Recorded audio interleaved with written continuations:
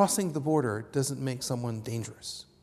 So it may be a violation of an administrative regulation that obliges you to go through a checkpoint, but it should not be considered a crime and it should never be criminalized. Migrants are one of the most vulnerable groups in any country because they are politically invisible, socially invisible, and legally invisible. Mostly they don't complain. Detention has to be placed in a human rights framework. That means that there are a number of rules that apply.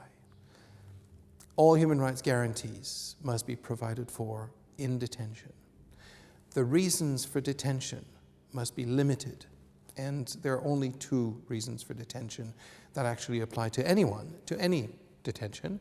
Either the person is dangerous to herself or to others, or the person is at risk of not coming back for further procedures. So these are the 2 reasons why we should do preventive detention, or in case of migrants, detention for irregular entry or before deportation. There are alternatives to detention that would work for many migrants. It's not the majority of migrants that will represent a danger for themselves or others, or will not represent themselves at further proceedings. So that alternatives to detention exist and should be used. Detention is always a measure of last resort.